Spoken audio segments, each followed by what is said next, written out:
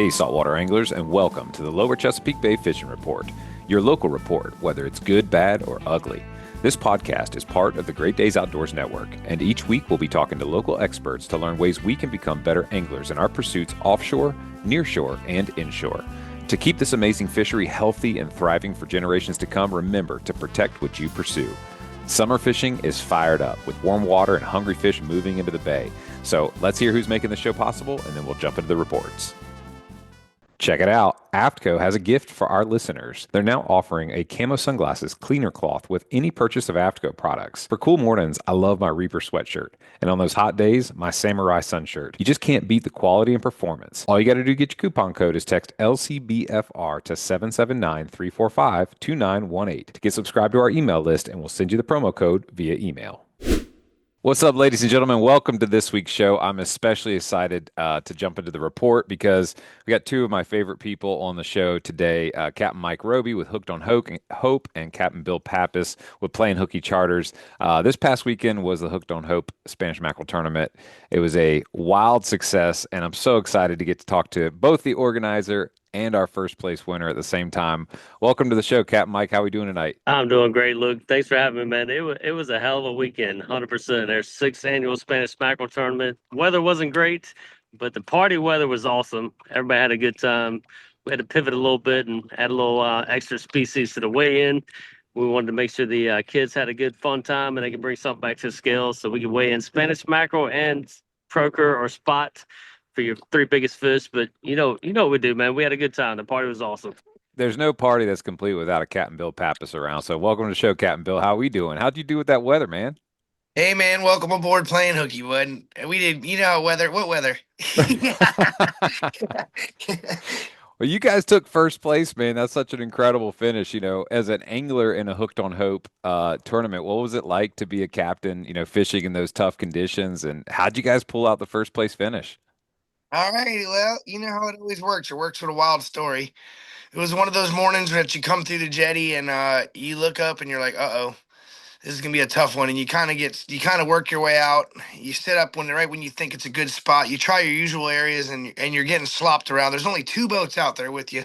Kenny Mills, what's up, buddy, on Sea That's Shift, right. and you got Brandon Baldwin on Havoc. He was trying to bring the kids out there. They both ended up having to go back in the inlet and try for croakers and stuff like that. But we decided to keep going like usual.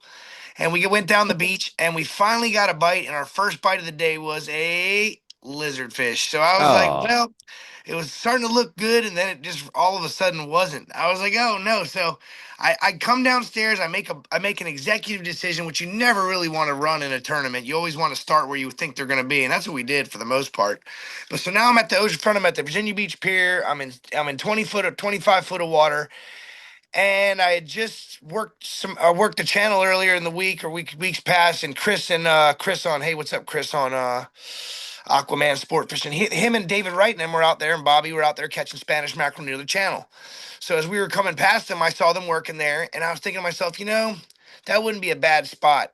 And as we finished that day, we were hit the channel. We saw some Spanish jumping towards the mouth of the bay, and I said, man, that was pretty cool. We had no lines out. We were just looking for looking for bigger fish. And anyway, so I decided to pull the boat out. I'm like, you know what? We're going to run out to the channel. That's just my plan. We're going to run to the channel. When I come downstairs, Sydney, Russ's girlfriend's with us, and Sydney's two children that had just moved to Virginia Beach. And the children are awesome. They're twins. They're 14 years old. There's Xander and there's Carmen, and they're her children. And she's, they're like, let's go, right? I look at her and I'm like, I was like, how are you doing? And it is, look, guys, on the beach, it was rolling. Probably 4 to 7. We had some beat? stiff we had some stiff competition Wow. out there. There were a couple of them were cracking. There was the crack. There was some white. All those white caps everywhere. So I decide I'm gonna push out, and I look when I see her face. She says thumbs up. I'm looking all right. I'm doing all right. As she's making a U-turn for a beanbag, and I'm like, all right, you said one thing, but your body said another, and I've been on the boat so many times, I knew what that meant. I was like, uh-oh, she's about to get seasick. So what I said to myself is, do I still push it out here or just run this thing? And I was like, you know what we're here to do. Let's win the sucker. I put the mouthpiece on and the helmet. I'm like, we're going. So I run it all the way out there, and I'm just about to make my right turn near the channel, the shipping lane, and I look to my right, and I'm like, man, and there's a big dredge out there beating the channel up, and I see this muddy, milky chocolate milk, and I'm like, and his white caps all to the right, and I'm like, that's where I want to go. That's where they're gonna be, Chris. And then we're there, and I say to myself, I look to the left. I'm like, man, there's a slick blue line. The water looks cleaner. And I was like, if I go to the left, it looks a lot slicker. There's not as much white caps. For her sake, I'm going to go to the left where Russ and I saw him the other day. I'm going to roll the dice and keep it that way. So I roll the dice. I pull it all the way to the channel, and we pick up a couple blues here and there. It's encouraging a little because we had nothing.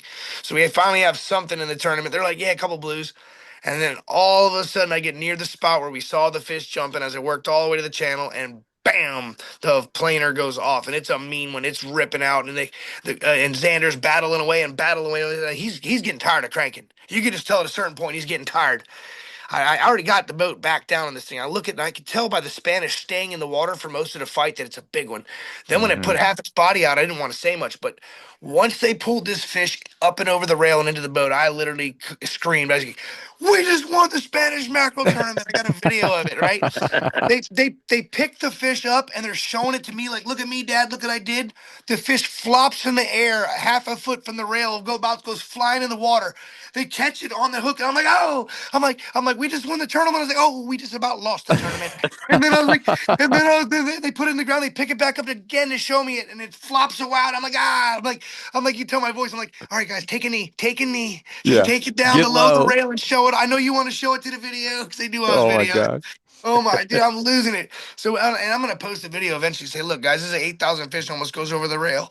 You know what I mean? It's Oh, like crazy, dude. It's like the flop. I didn't post it, but it's a classic story. So then I decided, I'm like, you know what? Let me run to this boat towards the. Let me run this boat to Cape Henry, get a few more. Because that was a lucky. Oh my God, catch! Like, there was just a lucky. What are the odds? It's gonna be a torpedo, a 25-inch, almost 4-pound Spanish mackerel. Man, it was wow. huge. That's It was a big. 25-incher. It was just like, oh my God. So I go towards Cape Henry, but I had forgotten that I had spoke on the radio to Brandon and Kenny who were in the inlet. I just like, hey guys, we got a really big one. And next thing you know, my voice is on the radio. And next thing you know, I got swarmed at Cape Henry, man. They were all over me like swarmed. I had a boat bow to bow, head to head, come cut me right off. I put my hands out like, man, come on, man, let me drive the boat. I can't even go left. I'm on autopilot. I haven't moved. I'm on autopilot straight, bud. You just blew my bow up, but it was fun. It was a good little competition. It was a great thing for the kids. And like I said, we got that fish, and we ended up, like you said, man, we out of all the stringers and all the other fish, that one outweighed all the other stringers. And I was shocked because they don't tell us the weights and they don't tell us who wins. So you're sitting there just waiting on the edge of your seat. And I don't know, they didn't call her name. And I was like, wait a minute, ours is definitely bigger than 3. And so I just was stoked, threw my hands up, and I was like, oh, we got it. Mike gave us a check, man. The rest is history. Brought the family up. The kids just moved here. They all got $1,000, the whole family, each. And it was just for a great cause too. These kids raise a lot of money for these kids to go out there and go fishing on these boats, man. That Mike puts together for them. It's a lot of work he puts for them, but it's so cool to let these kids get out there and have a great time, enjoying themselves, taking their mind off what's really going on for them, and enjoy what we love to share with people fishing. Man, I'm like on cloud nine for you. I felt like I was there with you as you telling the Dude, story. That it's it was such a great nuts. reminder of like Yeah. what goes into battling out the conditions. And then again for an awesome cause. And Mike, what was it like for you as a tournament director going into the weekend, knowing that we were facing this snotty weather? I mean, obviously the whole point of this is to have as much participation as possible to raise as much money for the kids. How are you feeling leading into Saturday? Look, I was excited first of all, but I'm gonna just echo kind of what Bill said right now. Just to see his excitement on catching some mackerel is like super cool to me, because these guys fish for like big fish all the time, and just to see them take a break and just relax and take families out. Look, but it was tough. We had to pivot a little bit. Like I said, we added that croaker species, and we just wanted to have the kids have a good time. But look, I love how like serious these captains take it just for bragging rights. We're like, I Yeah. got you. Because now Phil's got to come back next year Yeah. and win it again. Because we got to do it again, man. But just remember why we do this. We do it for the kids and their families. It's our biggest fundraiser throughout the year. We had 14 pediatric cancer families fishing in the tournament as well. We Wow. have a lot of awesome captains that make that possible. But we open this up to the public, and it's just fun, man. Just seeing these kids come back and the way they're fishing, and just the awards party alone at Ballyhoo's. Captain Reese doing Simon Says, giving out all kinds of awards all day. And honestly, this year probably my second year being able to step back a little bit and enjoy the Yeah. tournament and see everybody else doing it. But man, I love it. Why we do it is for pediatric cancer families, so we keep them getting out there and catch their own memories and just have a good time. But It shows that you've got a great team around you. And I'm curious, just for our listeners to kind of wrap their head around it, obviously you guys are raising a good chunk of money, but in terms of like, what does an average family face in terms of like costs throughout a year when they're dealing with the challenge of pediatric cancer? Like just ballpark, like what kind of cost are we looking at? oh man, as far I can't even put a number on what it takes. It depends on insurance and all that stuff. But a lot of these families like lose their car. They can't work. They got to take a second job, a third job to keep paying the bills, and they Mm. lean on a lot of awesome organizations in their community. You know, one thing So we can do is just get them out there in the water and have a good time. I wish I could pay for everything, but what we try to do is just get them out there on the water and just let them forget about what's going on and just get out there and catch some memories. But no, I wish that's there was a number, but I No, don't have that's that. perfect. I mean, that the losing the car, getting the second job, I mean, that really puts into perspective just how meaningful these trips are to those families because there's no chance when they're that strapped for cash trying to deal with these medical bills that they cannot escape to be able to escape by going out fishing, enjoying God's creation with these great captains that you work with. I mean, it's just awesome. And, to see Bill fired up. I mean, I don't know when Bill's not fired up. Captain Bill's like in a constant That's right. state of fired up because it's like if there's I'd be in there water, for a troker battle, dude. Let's get it on. I swear. Meet me. Hey, when you bring the beers, meet me at the dock and let's get it on. croaker I battle, swear. we'll have it, we'll call it the pier bonanza. Dude, all we Everybody got to sit bet on the is a dollar, pier. dude. All we got to Yeah. bet is a dollar, and I will have your dollar on the wall with all my other buddies who bet against me trying to That's for right. fish. If they bet against me, their dollar's on the wall. When they come over to the house, I'm like, "There's your dollar." When you try to bet against me fishing, Too there funny. it is. All right, I got a Was question. that your check? Was that your check on the wall back there? It I sure see my was. You check know on it the wall. is. That's right. I love Come it. on, Look I at love that. right it. there. Covering up the Love it. citation. That's right. It's covering up the citations there. I was gonna say Look, it's hard to see that check with amongst all those citations and seeing you guys are listening on audio, but Captain Bill's got a world record. He's got Yeah. several citations. He's got this huge check from Hooked on Hope. And Yeah, Mike's man. background, Captain Mike's background right now is the blue skies behind the third that's right. island as he's catching That's puppy awesome. drum and bull reds with his son. I mean, this is what it's all about, Mike. I'm so glad you're getting to defrag a little bit and relax. I mean, because there's so much work that goes into running a tournament, and I think it's just incredible that you do it to give back. It's not for yourself. It's not for your own pocketbook. It's to give back to this community of people that need you. So I got a question for you. This is burning on my mind. Who won Simon Says at the sixth annual Hooked on Hope? Oh, look, it was busy. I know there's some pictures of it. I don't Okay. remember. I know some kids wanted, some adults wanted, but I love Captain Reese, man. He is a boss when it comes to Simon Says. And Oh yeah. like I said, we just try to have fun. And I'm going to tell you one thing. We had the best captain's buckets of any tournament, and we had the best trophies of any tournament Hmm. around it. We just fun fish. We get there and have the kids have a good time. And one other thing I got to say is we had a little shout out for Angel Anglers, and that's the kids that have lost their battle to cancer. We have 19 kids that have lost their battle to cancer, and some of those families were fishing our tournament this year. So we want to always remember them and honor them and let them know that we still see them, we still know who they are, we still know their names, and it's more than fishing.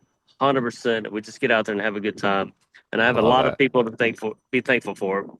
And Love Bill's that. been helping, for several years. He's only fished it for 2 years, but he helped us out 2 years before that. So, Bill, keep coming back, man. I appreciate you, buddy. Yeah, man, for sure, man. I've got my dad on it. I've had a bunch of family. You know, the best thing about this tournament too is that it's like there's a lot of tournaments for men. There's even an awesome one for women, but this one's actually for kids to support other kids. Don't have it that great. And then when the whole party goes down as a parent and as my kids are in school now in college, but it's just the kids there that have to get to have so much fun and feel so important. They were asking me at the dock, should I go weigh my croakers? I'm like, heck yeah. One of the parents, and I was like, heck yeah, you should. These kids love going to get their fish weighed. They don't even got to win. They just want to see some numbers. They want to see other kids. They want to feel nervous in line. They want to feel that feeling of, hey man, it might be me or I might win something. And that feeling alone and then being around a group of kids that are supporting kids, and then you got the adults that are all happy to be there. it's an event where, you're not playing baseball every weekend. You're not, I mean, which is great. And you're doing a lot of sports, but this is the thing they get to share with their parents. Because a lot of times, like you say, the adults want to push the kids out of the way and go, I'm doing it all. I'm catching the tunas and bring a kid here and there. But this one's all about kids supporting other kids that need help.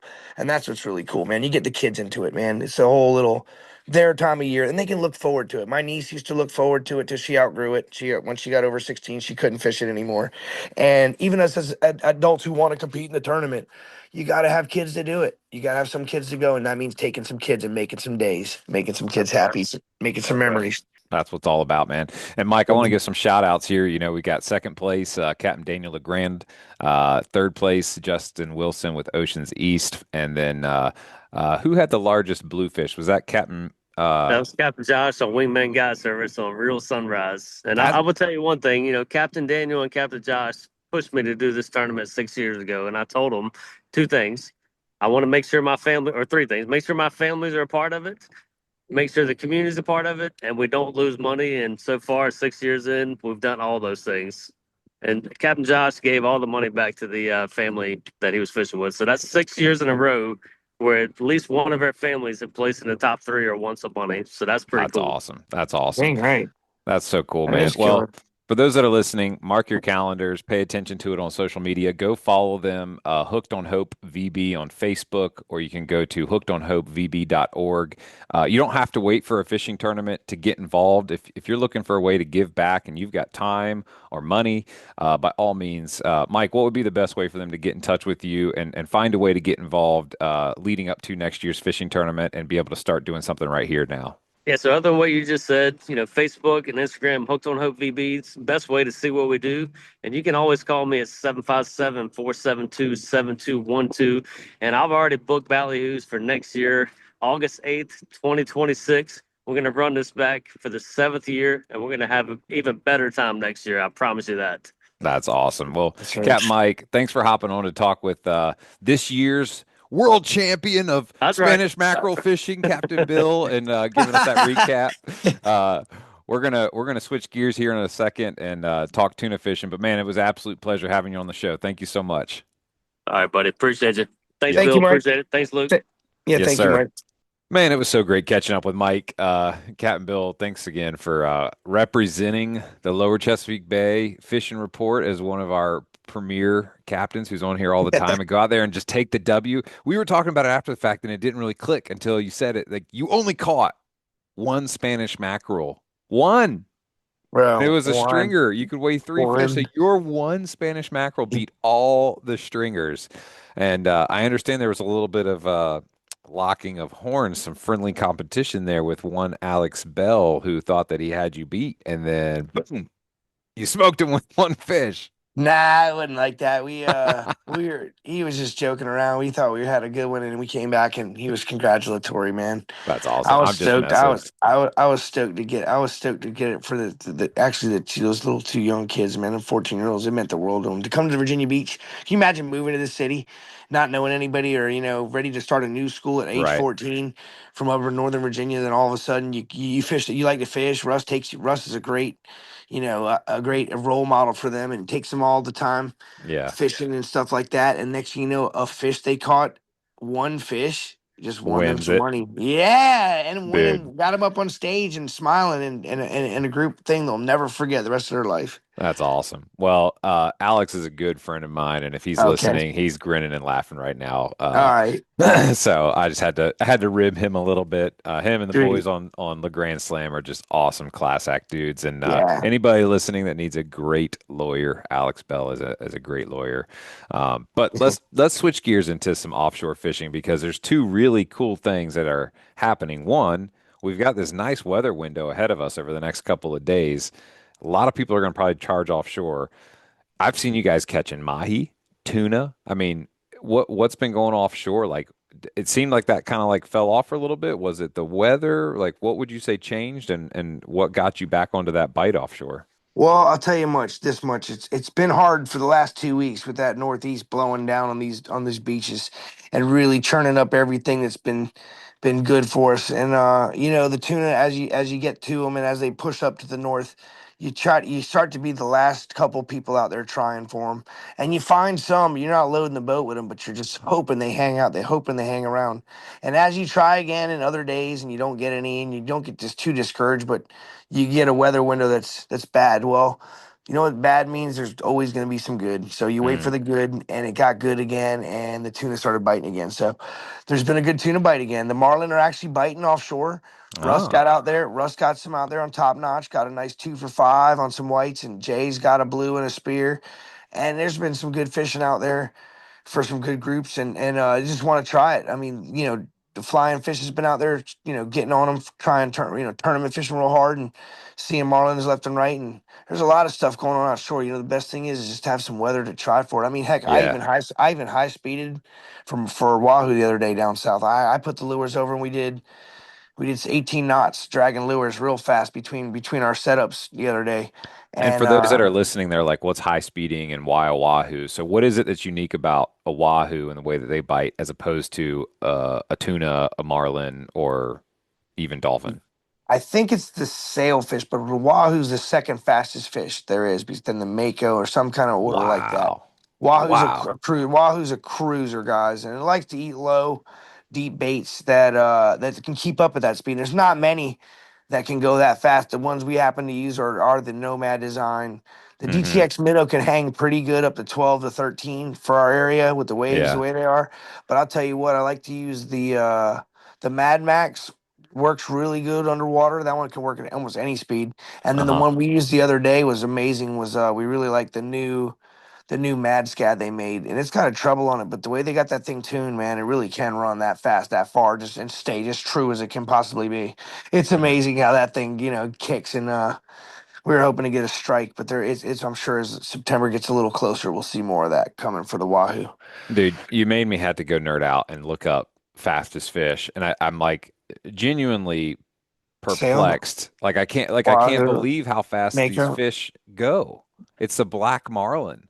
The Black black Marlin's the fastest. marlin, some reports suggesting speeds close to 82 miles an hour. Yeah, there How you can go. a fish go that fast? That's Dude, they're hungry and crazy. mad. They are mad and hungry, dude. Sailfish You get is hangry. Yeah, they're Sailfish known as second. the speed king of the ocean for their incredible burst of speed, and then swordfish, and then the wahoo. And the wahoo are known to be able to go up to 50 miles an hour. I mean, can you imagine like driving down the interstate at 60 miles an hour and pass a wahoo going 50? Like, hey, how's it Dude, or you're in a going? school zone and you get smoked by a wahoo. I mean,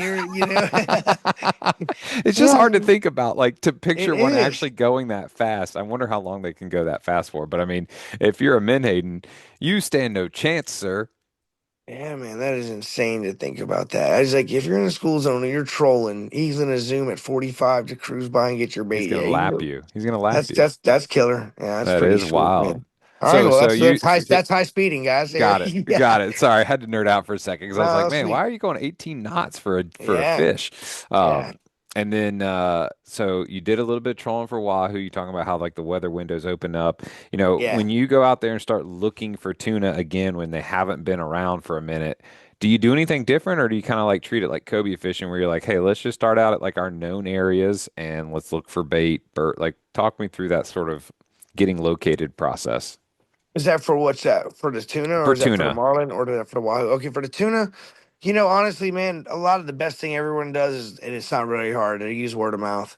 And they use Okay. the radio and they use a lot of those things I call radio fishing. There's a lot of ways of getting the information on where to go. And probably those are the most effective. When a boat bites you, they just get swarmed. And there's a whole bunch of ways to catch them once you find them. Use radar to find them on your radar. But now, the fishing ways of doing it, all right, they're a little bit tougher. They do what you asked, and they do the other part, which is you go to your tried and true areas. You try this time of year. You think you're going to be there 110 miles to the south. You use weather. You use the temperature break, and then this time of year the water all gets mixed. We call it when it pushes over the edge and it all gets blended. So there's no real true line. So Mm, then it's going to be birds, bait, and effort. Now, if you get some guys who are running out to a certain section or they have an idea of where they're going to the edge of the continental shelf or the canyon, Norfolk Canyon, for example, and you're running out there, and 10 miles out there you see all the birds and all the bait and stuff, and you're like, no way, we're going to the canyon, and you miss some stuff. It happens. Or you stop and try all that and you miss something at the canyon. No matter what you do, you'll second guess yourself unless you land on fish. And you know what it takes to really have success is fish. Yeah. If there's, I'm just going to tell you, the number one thing to catch fish is to have fish there. Right. Like if there's no fish there, you're just not gonna catch that many fish. Yeah. So that's the best part about the tuna fishing. Like for example, the other day, we had a guest, one of our favorites, James, and he wanted to catch mahi, and it was a tuna bite going on. And man, me and Russ wanted to try our darndest. We love him. We're like, all right, we got you. Like we treat him like family. Most people we do, but he's extra. One of our sponsors helps us in tournaments and stuff like that. Great guy. Yeah. An organization. Anyway, so we got him out there. We're trying to get mahi, and the buoys are gone. We're just like, oh no way! All the regular pots and stuff that we're used to fishing, it's just not happening. It's just not what you want. So we have strike one. We go sorting, not what you want, not happening. So I'm like, oh man, we got to pull another gear. Put the gear over to troll, and sure enough, everyone's catching tunas, and what is the first thing we wrap into is a huge gaffer, man. It's a Oh. gaffer, mahi, dude. He's stoked. It's jumping out of the water, going nuts. We just right before that, I might as well back you tell the whole story because this is a fishing thing here. We had a super strike on our tracker, man, and it ripped out line. I mean, burned at Russ's thumb, slaughtered him, and he got it hurt his back pulling it down. It was such a violent pull. This thing then shot to the left all the way across the spread, man. Jumped in the air, and I saw the nose come out. Had to be a mako, big Oh. one or something. It just started peeling again and peeling again. And right when we went to go fight him up again, probably in the 5 minutes in the fight of cranking it was not there no more. We're like, oh, what is it, Ah. man? And we get all this gear back, and he bit through the main 250. And no tuna, no marlin, nothing's biting through 250 No. except a mako shredding us up. So he shredded us, but we got our Sterling Tackle cedar plug back. That got him on the red and white, baby. The 12 or the 9, one of them big suckers that are sweet right behind the tracker from Oh Sterling. yeah. And after that had happened, that's when we got the mahi next. And then after the mahi, I had kind of swung around and I had found this floating tub, this blue tub with gigantic, I'm talking trash can lid triggerfish on it. They were probably 6 pounders, all of them. They were monsters. And I just was like, all right, we slowed it down and we got the gear. We actually pulled up a nice gaffer right off it, and I pulled it back and got the chunks out fast, kept the whole batch of fish with us, and we started smacking the mahi like we love to do. And we're just me up top, Russ working the pit, and James all by himself. Man, we smacked him a bunch of mahi as fast as we could while the bite was hot. And he left with probably 15 pounds of mahi. I mean, it was like a lot of Oh, fish, big ones, small meat. I mean, it was all. I mean, you can't control it, bite your hook. But we dude, got that's him. We got him a awesome. lot of fish, man. He was pumped, man. He was super happy. And then we fished it out till he came back. But it was a good trip, man. He had a blast. That's awesome. So when you're out there and you're fishing and you want to target marlin or a billfish, how do you then adjust, to target those? And there's a reason for this question because we're going to talk about what's happening this Sunday. But Oh yeah. how do you target marlin out of Virginia Beach? Well, CJ, he's Charles, Charles, man. CJ, him and I fished like years and years and years and years and years together. Where there wasn't many tunas to be caught, we still would go tuna fishing. When you're going tuna fishing, you're trolling everywhere looking for tuna. So we would do that for so many years that you eventually mark places in your mind where you've caught marlin. Now you catch them over the edge in thousands of feet. You catch them at the edge in 600 feet. You catch them. I've seen a blue marlin jump probably in 120 feet. It Wow. was a rare winter. It was a rare like summer. It was. I mean, a buddy Scott there, Scott Horton had caught a nice blue one that year on the inside on a medium. He didn't go all the way out and caught a nice one. I saw a giant one jump, and I saw and last year I actually I cast it at a white marlin, or either I or Russ did it right between Wow. the tower and the CB line. Right, I got a video of it and posted it last year, so That's I couldn't just tell the crazy. story. I don't like telling stories. I like showing videos or a post so you can see it. Yeah. Yeah. But anyway, so we did that. But I've never seen one caught for me personally. So you get areas. I like the area right in between that little area. There's I mean, there's spots where you've caught them and spots where it's hot. And if you found the charter boats over the years that are catching them in the tournaments, you've seen where they fish for them. There's the spots in the canyons, the marlin. You know, Right. Randy Butler is one of the experts. He used to crush the marlin, and he'd Mm-hmm. set up with live baits and go get his tinker mackerels and come back. And I mean, you just memorize spots, and you don't even have to have numbers, man. You just kind of like, all right, I know where he was there. Because I trolled out there and was catching big eyes with him that morning. And I know he set up right there at, this area, and it was ripping up. He'd come back with 15 flags, 20 flags, and you're just like, he was killing it, man, or 20 something flags. Those guys are great. I like Oh Rebel, yeah. man. I used to look up to them a lot, still do. I haven't fished in a little bit. And anyway, shout out to David Wright. What up, buddy? So, but yeah, man. Yeah, it's my other buddy. But yeah, man, that's the way it is with the marlin. You want to go to areas you've been and where you've caught them. And heck, my son was real quick story. My son was 16, maybe 15, Mm-hmm. and maybe less, maybe 14 or 15, and he had to sub in. A mate couldn't make it, and it was an offshore trip, man. He had no idea how to cut tie values or nothing. And I literally ran the trip from the old boat in the 25, and the little kid had a blue marlin hooked up. No Passed it off. way. Yeah, man, he got him out there, a blue marlin, and passed it off to the client. Got him all set up on it. Got it almost to the boat, and was proud of him that day for that, man. It was Dude, super that's cool awesome. watching his little butt do that. That's awesome. Well, talking Yeah, about man. making memories, you were talking to me before we hit record, and you've got, in my opinion, such a cool opportunity to both participate in something that is new, breaking news. We've got a Rudy Inlet Ladies Open Billfish, Mahi, Tuna, and Wahoo tournament that's happening this Sunday, August the 17th. And it's happening out of Rudy Inlet. There's all kinds of information you can find on Facebook by going to Rudy Inlet Ladies Open. But tell the listeners what you're going to do aboard playing hooky for the ladies Rudy Inlet Open. All right. Well, we have a special plan for the ladies. I've got older sister, younger sister, and I had a mom. Everyone's got a mom. Love my mom. Hey, mom, shout out to you. And you just want to do something nice for them. A lot of the guys, we pound our chest, we hold our pictures. We don't got to tell us to smile. We just hold a picture and we smile. And, and everybody does pretty much. But there's some ladies that really love to fish, and there's some ladies that put up with their gentlemen who really love to fish, and there's some ladies that have been drug on plenty of trips who know how to fish.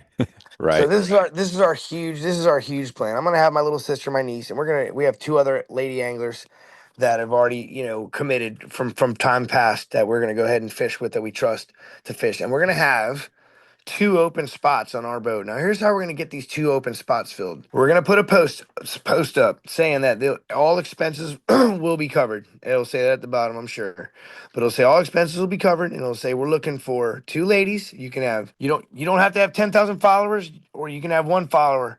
Bottom line is you got to not get seasick. Number one requirement is you got to not get seasick. The number two requirement is you got to at least have a picture of yourself holding a offshore fish, tuna, mahi, anything from the offshore, or something like that. Does That'd a be sea great. bass count?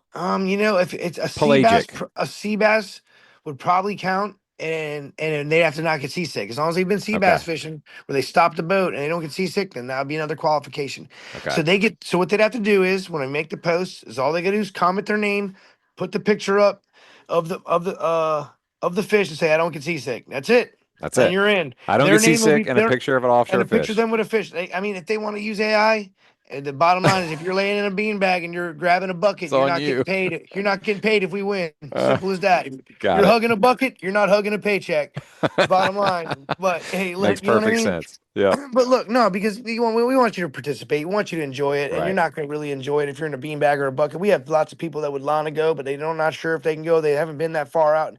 You don't want to make that your first experience, even though the weather forecast looks very nice. Yeah. Bottom line being is we're gonna go ahead and decline this call. I'm sorry. We're gonna go ahead. All right, sorry, one more time I have to edit me out there. All right.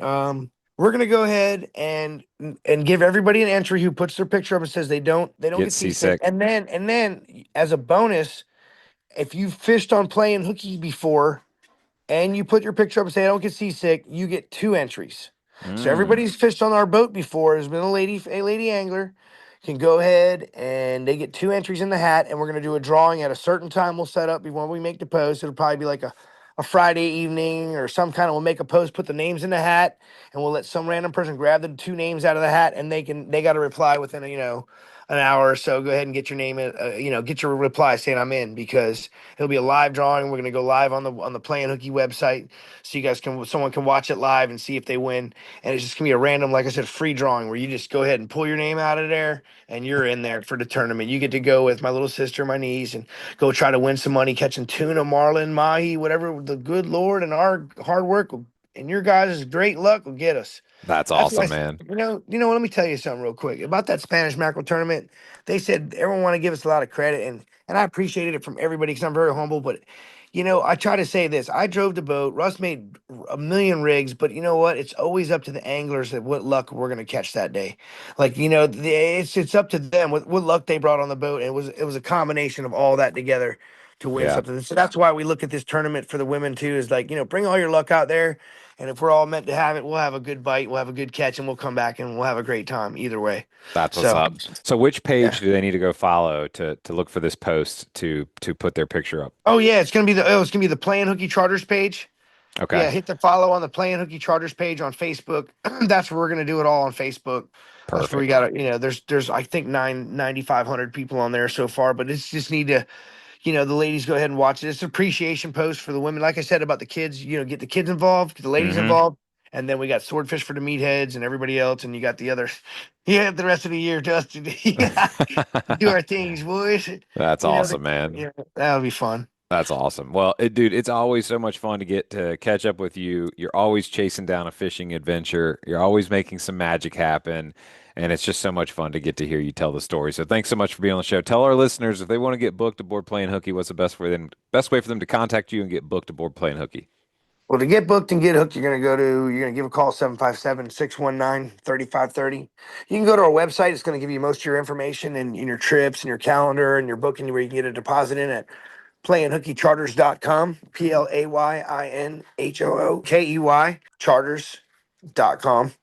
And you can check us out on Instagram and Facebook, and I think we're on TikTok now. Actually, I know we got a few different follows on there too. You can check us Awesome. out. Awesome, man.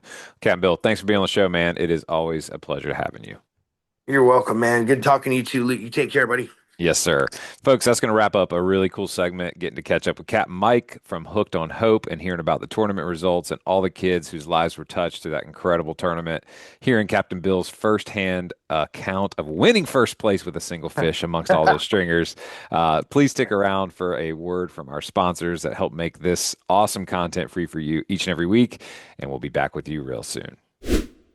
Boaters know that the unexpected can happen anytime. That's why Seatow offers 24/7 on-water assistance with priority service for members. Whether it's a dead battery, running out of fuel, or needing a tow, Seatow's fleet is ready to help. Membership includes unlimited towing with no distance or dollar limits in your home area, fuel delivery, jump starts, and more. Plus, members receive exclusive discounts on fuel, electronics, dockage, and boat insurance. With over 500 ports nationwide, Seatow has you covered wherever you boat. Join today at seatow.com and boat with confidence. Whether you're hitting the sand with set rigs using the traditional scent strips for pompano or fishing the flats or marshes for speckled trout, redfish, and flounder, Fish Bites has something for you. They're family owned and operated in St. Augustine, Florida, and pride themselves on making reliably consistent fishing products for anglers of all ages around the world. Fish Bites bait and lures are made with pride in the Sunshine State, USA. Check out the full line of scented saltwater and freshwater baits at fishbites.com.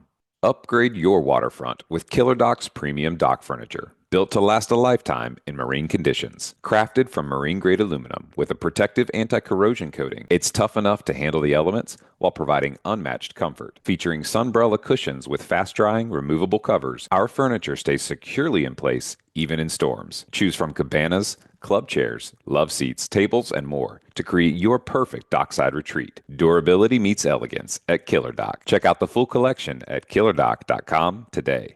Looking to protect your dock with materials built to last? Shoreline Plastics has you covered. As leaders in composite marine dock pilings and building materials, they engineer solutions that stand the test of time. Their EcoPile is the ultimate composite piling designed for longevity and eco-friendliness, ensuring your dock remains strong for years. And if you need a quick fix for worn pilings, try Snap Jacket, a durable solution that restores and extends their life. Visit shorelineplastics.com to discover how you can elevate your next marine project. Shoreline Plastics, where durability meets innovation. All right, guys, welcome to the next segment. It was kind of funny that during the first segment there, we were talking to Mike Roby and Captain Bill, and this one captain's name kept coming up as the defending champion, so I figured it would be appropriate to have Captain Eric hop on. I've also had a special request. Shout out to Joanna and her husband, who've been faithful listeners of the show. They reached out and said, "Hey, we love the show. We'd love to hear more inshore and nearshore stuff. We're really trying to expand our recreational fishing." So I promised them we'd talk a little inshore today. So welcome to the show, Captain Eric. How are we doing tonight? Good, buddy. How you doing? I cannot complain. So you're sitting outside right now by the station, the pilot station, where you work in addition to working as a charter captain. Yes, sir. Very cool. Surrounded by water. That's awesome. For those listening that don't really know what the pilot boats or the pilot association does, like at a high level, if you were to explain it to a layperson, what is it that you guys do? What's your job there? So I run a launch boat. I'm basically a high dollar Uber in Okay. a 57-foot launch boat. We go up and crash into the side of the ship and put pilots on ladders. So that's literally every ship that comes into our shipping lane has to have one of our pilots on it operating that vessel once it gets inside the bay. Yeah. Pretty Even much the Navy. Everything. Yeah, we do a lot of Navy stuff. They don't do a lot going into Norfolk, but going to like the weapons station and stuff. Oh, Got it. pretty much every time. Now, what And about then the like aircraft carriers and submarines. They usually always get one. So our pilots will jump on a submarine and navigate the submarine into port. Yeah. Oh, wow. That's pretty cool. Is there a different set of training you have to go through for the submarine versus like the carrier or a cargo ship, or is it the navigational skill, does it kind of work wherever you are? I think the navigational skill works wherever you are. God, that's really cool. Just a lot harder to do a slow moving submarine because the U.S. Navy likes to go 0 knots, and we like to board vessels going 10 to 12 knots. Got it. So there's a lot more slop and potential movement that the pilot has to deal with transitioning from one boat to the other. Yeah, and without a doubt, every time it's always rough on a sub. Man, It's always rough out. and you guys have to go do that regardless of the weather or the sea state, right? That has to happen. Yeah. Wow. They call, we go. Man, well, that's pretty wild. Well, as interesting as that is, I'm really interested to know about the fishing that you've been doing. First of all, congrats on the new skiff, man. That 27 skiff, actually going from talking about it to seeing it in person, it's awesome, dude. That thing is bad to the bone. It's really a whole new world for us to be able to fit 6 people on it and use it as like a backup boat, as in like this past week where it blew 30 every day and we couldn't get in the bay. I was able to switch over all my bay trips to go inshore fishing because, most of the people I had this week were all in vacation mode. Yeah. And honestly, they didn't even care that most of them wanted to do 4 hours, which is perfect for me because we'll fish the tide the right time. So we'll swing around and fish just the good parts of the tide instead of 6.5 hours, 8 hours in the bay, wishing for the last 30 minutes of a tide. Right. So talk to us a little bit about that. So targeting puppy drum in the Lynnhaven sounds like it's really tide sensitive. So what are you looking for in the tide to really go target those puppy drum? It all depends on what I'm going to go do. If I have a group of people that are, more novice, I'm going to have to like try to teach the cast, that type of deal. Right. We'll typically use like popping corks and stuff, and we'll go real shallow. So I'd want a higher tide, preferably last bit of the incoming or the start of the outgoing. Okay. That way I can get into like these little 2-3 foot coves, and I can just put everybody in the same spot. Basically, it's all 2.5, 3 foot of water, and you pop the cork once or twice and wait for it to go down.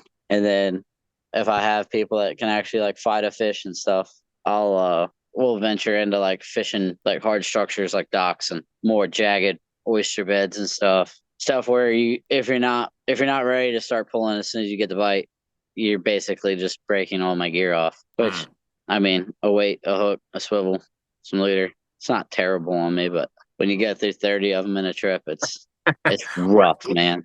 Wears your fingers out. I'll still never forget the little trick. Packs of hooks and stuff. I was going to say, I'll never forget the trick you showed me with the chapstick to get a wind knot out of braid. That's probably one of the best tips that I learned from you. And it's kind of shocking how easy it is, but it works. You just coat You the. can't even get mad about it anymore. It's just like, here we go. Yeah, exactly. I want to back up to what you were saying about, fishing the shallows and coves. So if I was going to use a popping cork, first off, what's at the end of the popping cork? How many inches or feet of leader? What kind of hook and what kind of bait? I'm using 10 to 12 inches a leader on the end of my popping corks right now because Okay. we're fishing so shallow. We're targeting the redfish against like shallower points and like just like dead eddy coves where there's no water moving. It's just Mhm. wind blowing the bobbers around usually. Okay. And then we'll have anywhere from like a 3/16 to a quarter-ounce jig head with either Okay. a live bait or a piece of cut bait because our water was ungodly dirty last week. A lot of the spots we had to use cut bait just to get a bite. Okay. When they can't see it, they really key in on smelling it. So that's always a good tip. Yeah, 'Cause for sure. sadly, this time of year, you can't go around into those coves and just see the fish. I imagine it's hard to be ready to transition between the different types of baits based on whether the water is dirty or clean.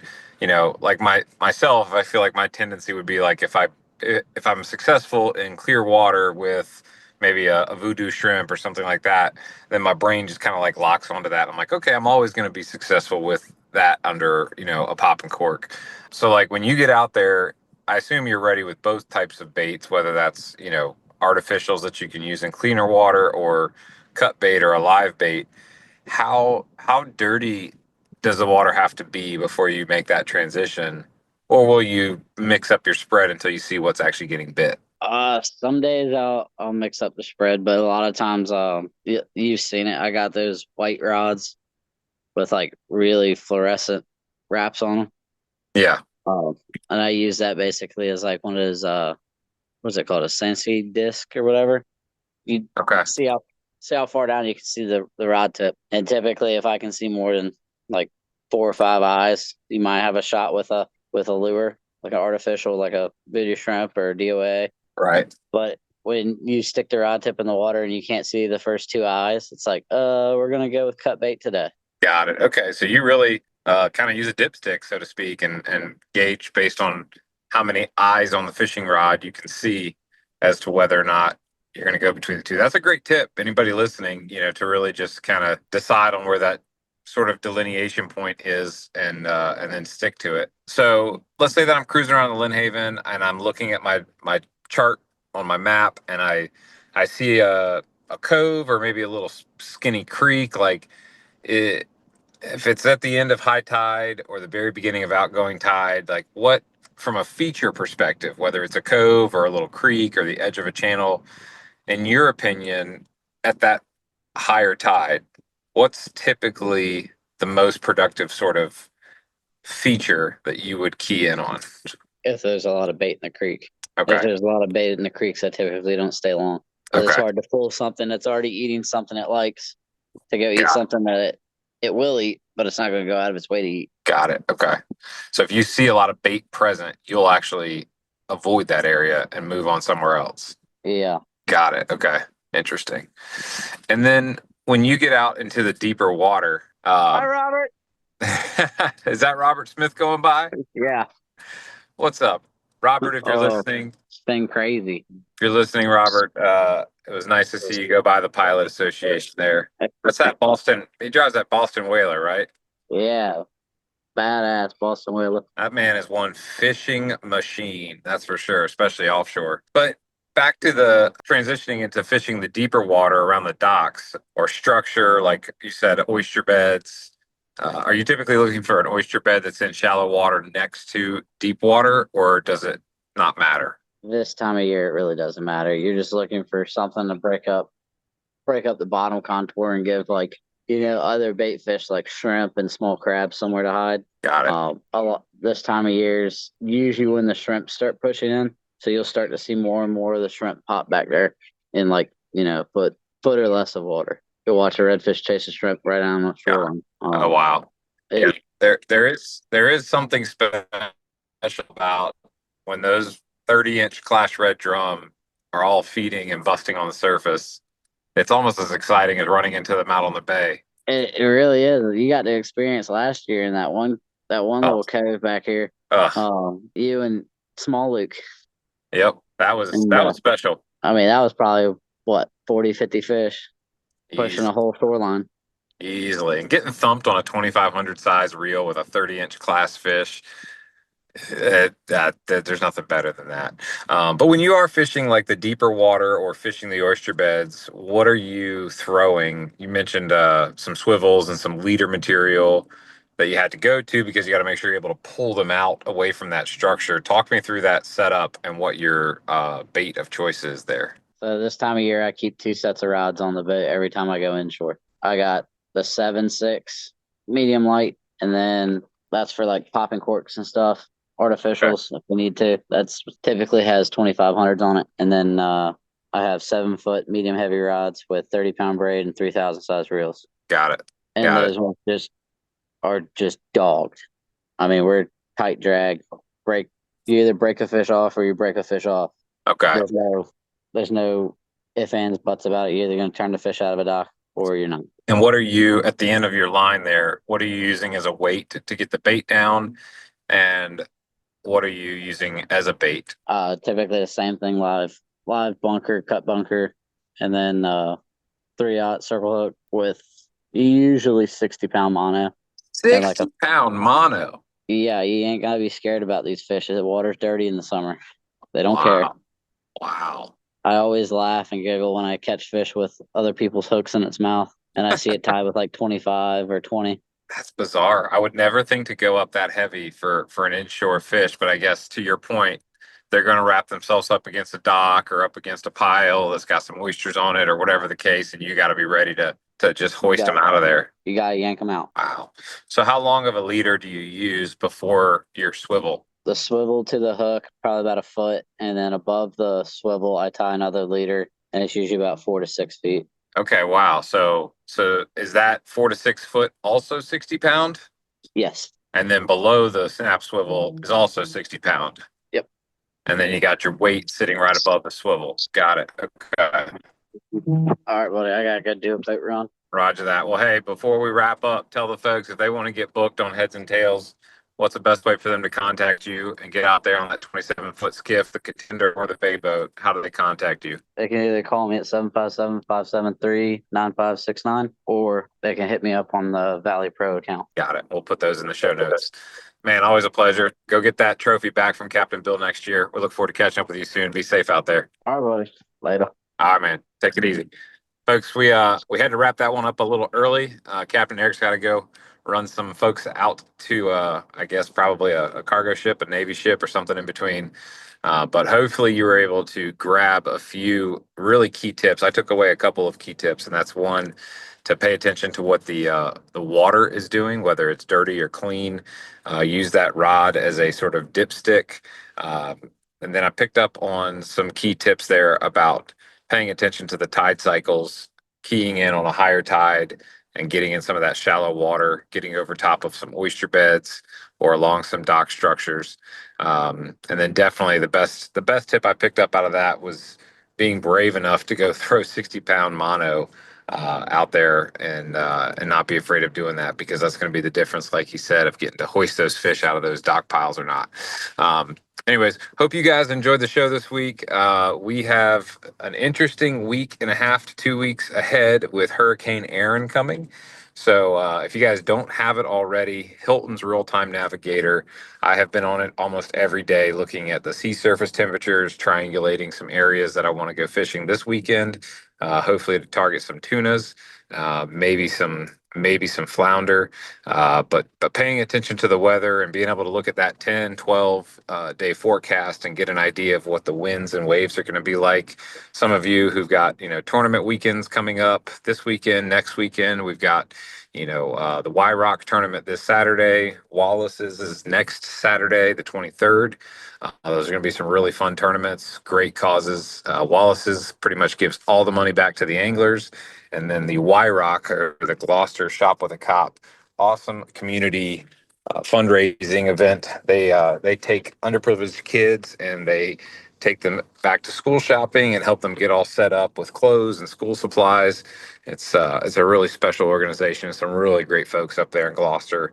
And if you've never been to the Y Rock, it's an awesome place. It's kind of like Chicks, but up in off Sayers Creek there in Yorktown on the other side of the George P. Coleman Bridge. At any rate, y'all be safe out there. Hop on that Hilton subscription. You'll learn a lot. You can go back in time, check out the archives. It's a really great tool. It's helped me out immensely as I've started to study it more, and it'll help you get located and spend less time wasting fuel and bait and tackle. You'll get to the spot you need to be and be more efficient. Y'all be safe. We'll look forward to talking with you next week. Serious shallow water anglers count on Stay Put Anchor to do exactly what the name says. Keep smaller boats locked in place. Fast, quiet, and without dropping a heavy, noisy hook. Built in the USA and designed for boats under 24 feet, Stay Put's solid fiberglass pole spikes pair with marine-grade bow, stern, or drill-free motor mounts for quick installation. So more time spent fishing and less rigging.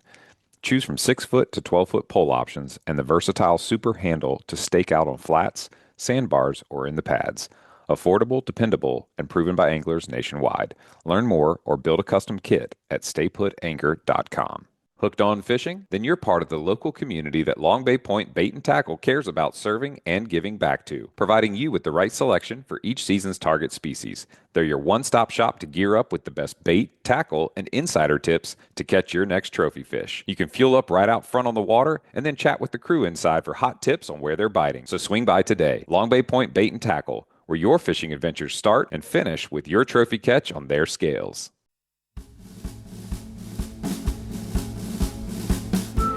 All right, y'all, that's going to wrap it up this week. Please subscribe, rate, and review wherever you listen to podcasts. And remember, to get your free APCO Camo Sunglasses Cleaner Cloth, text the acronym LCBFR to 779-345-2918 to get your promo code and be added to our email list so we can send you the new show each week. You guys keep on whacking them and be safe out there.